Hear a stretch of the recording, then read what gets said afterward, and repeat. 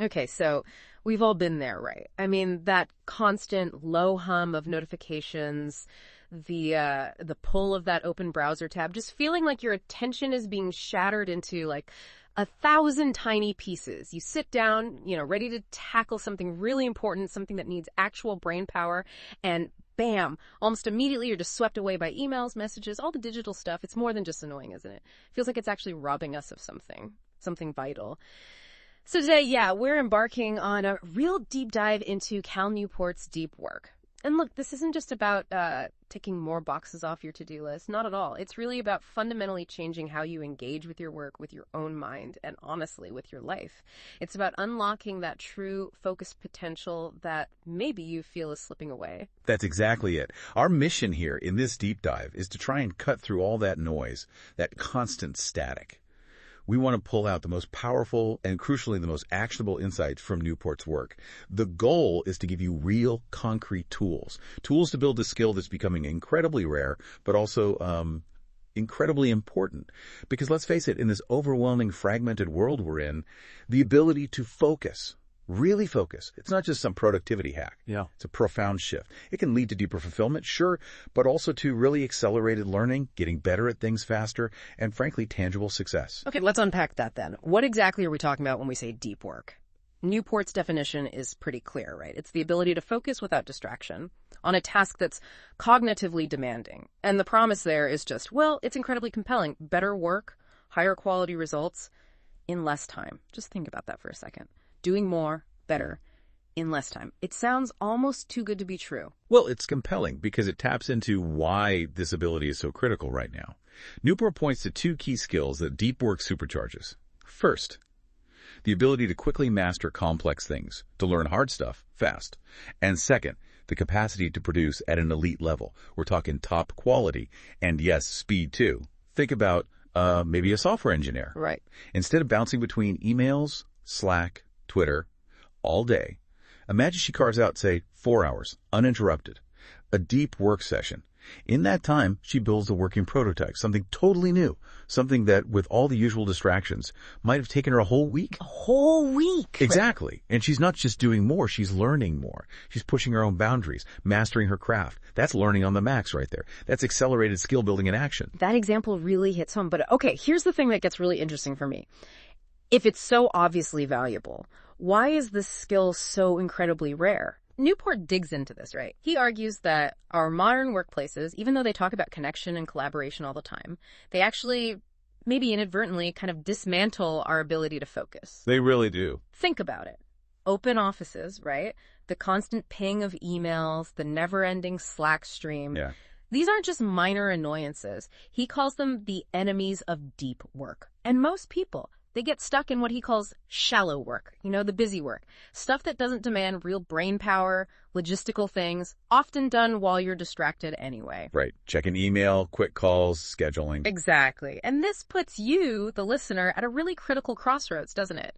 Do you just kind of succumb to all the distractions that are pulling everyone else down? Right. Or do you decide to cultivate something rare, something genuinely valuable? And connecting that to the bigger picture, beyond just productivity, which is huge, Newport makes a powerful case that deep work is also profoundly meaningful.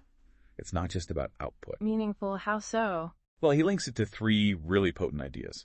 First, there's craftsmanship. That, deep innate satisfaction you get from just being really good at something, honing a skill. Right, like taking pride in your work. Exactly. Second, flow states, that feeling, Yeah. When you're so immersed, you lose track of time, that deep mental satisfaction from pure focus. Yeah, totally lost in it. And third, he brings in eudaimonia. That's Aristotle's idea of true human flourishing, meaningful happiness that comes from living an active, engaged, excellent life. He uses this great image, picture a blacksmith working intently at his forge. Right. Every hammer stroke is focused, precise, that intense immersion, that focus. It brings purpose, it brings meaning. And that's something that often gets lost in our modern, constantly distracted minds. That's powerful. It Yeah. really makes you wonder what purpose, what kind of deep satisfaction might you be missing out on because you're constantly being pulled away? Okay, so if that's the why, what about the how? What does this mean for you listening right now? It's time we talked about the rules, the action plan. How do you actually cultivate this rare skill? Rule #1 is work deeply. Seems obvious, but it's about building systems, rituals. Right. It's not just about willpower.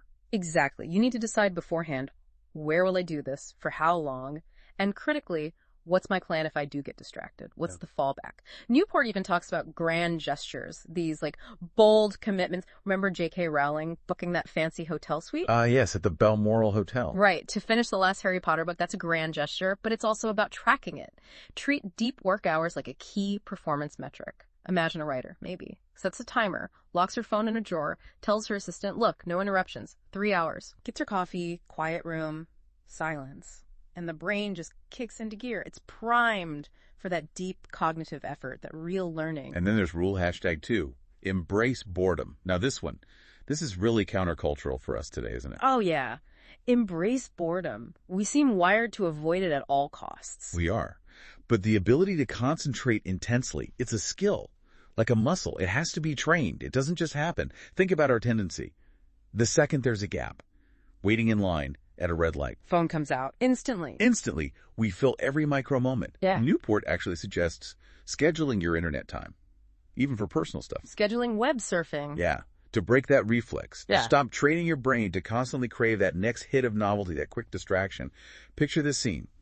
Someone's in a waiting room, and they actively resist pulling out their phone. They just sit there. Uncomfortable at first, probably. Definitely uncomfortable at first, maybe restless, but then their brain starts to wander productively. It starts making connections, solving problems in the background. It's about retraining your attention muscle, basically, making it stronger against the pull of distraction, building that resilience for deep thought. Okay, rule #3 might be the most challenging for people. Quit social media. That one gets a reaction. It does. It sounds so extreme, maybe even impossible for some jobs or lives. But Newport's point isn't necessarily like total digital hermitage, right? It's more about radical intentionality. Precisely. He calls it the craftsman's approach to tools. Okay, what's that? You only use a tool, whether it's social media, an app, whatever, if it provides a significant, demonstrable benefit to your core professional or personal goals. So not just because it's there or because everyone else uses it. Exactly. The default isn't be everywhere. The default is be where it really matters for what you're trying to achieve. And here's the crucial part. Evaluate these tools not just by what they add, but by what they subtract. What they subtract. You mean like time focus? Time, focus, mental energy, yeah. Yeah. What's the opportunity cost? He shares that story, right? The entrepreneur who just deleted Instagram. Yeah, great example. His evening suddenly opened up. Instead of scrolling, he was reading, thinking strategy, reflecting. And the result? In just 3 months, he launched this online course, made more than his previous year's salary. Wow. Just from reclaiming that focus. That's the power of intentionality with your attention. Okay, last rule. Rule #4. Yeah. Drain the shallows. Right. So shallow work, the emails, the meetings, the admin, it's not evil. You have to do some of it. Sure, can't avoid it completely. No, but its value is limited. And the danger is, if you're not careful, it just expands. It can completely take over your day. Yeah, you can feel busy all day, but achieve nothing important. Exactly. So Newport's advice here is pretty direct. First, schedule every minute of your day. Every minute, seriously. Even breaks. Even breaks, even admin time. Create a plan for your attention. It forces you to confront how much time you actually have for deep work. Second, get much better at saying no. Politely, professionally, but firmly. Say no to things that don't align with your deep goals. And third, make people work a bit harder to claim your time and attention. Don't just be instantly available for everything. That raises a really important question for everyone listening. How much of your most valuable asset, your time, your focus, is just being taken from you, maybe without you even realizing it? It's a confronting question. Think about that manager example Newport gives. Gets a vague meeting request. Yeah. You know the type. Oh, yeah. Catch up or quick sync. Exactly. Instead of just hitting accept, the manager replies, could you clarify the agenda and what specifically you need from me for this meeting? And what happens? Most of those vague, non-essential requests just disappear. Poof! Because a little bit of friction revealed they weren't that important. That's brilliant. Just draining the shallows right there. So pulling it all together, Cal Newport's message feels incredibly clear and honestly pretty urgent.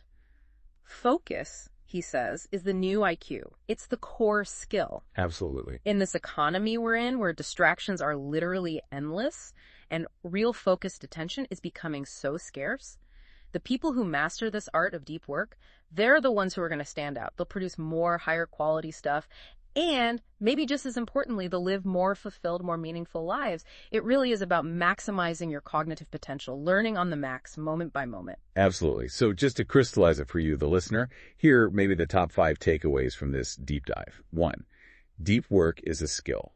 It's not some innate talent you either have or don't. It can be learned, it can be trained, you can get much better at it. Okay, skill, not talent. Got it. 2, distractions are deadly for high-level cognitive work. Multitasking. It's a myth. It's really just rapid, inefficient context switching that fragments your focus and tanks your output quality. Right. Kills productivity. 3, you have to schedule deep work intentionally. Don't just hope it happens. Don't leave your most valuable work to chance or leftover time. Plan it. Protect it. Be deliberate. Makes sense. 4, social media and other tools should serve you, not the other way around. Use that craftsman approach. Be critical. Ask what these tools subtract from your focus and your life, not just what they promise to add. Okay. Tool master, not tool slave. You got it. And 5, shallow work must be actively controlled. If you don't manage it, contain it, it will expand to fill your entire schedule and dilute your impact. Drain those shallows. These aren't just, interesting ideas. They are a practical roadmap for your own journey, a way to accelerate your learning, master your craft, and really grow. So here's a final thought to leave you with. If the true measure of a life well lived isn't only about what you accomplish, but maybe more about how deeply, how meaningfully you engage with your work and your life, then what might you be missing out on right now? What potential is lying dormant because constant distraction is dictating the rhythm of your days? What hidden depths within you, what capacity for that accelerated learning for real impact are just waiting to be uncovered? The challenge really is to start applying these principles. Maybe start small, but start today. See what happens when you consciously choose deep work and unlock that potential.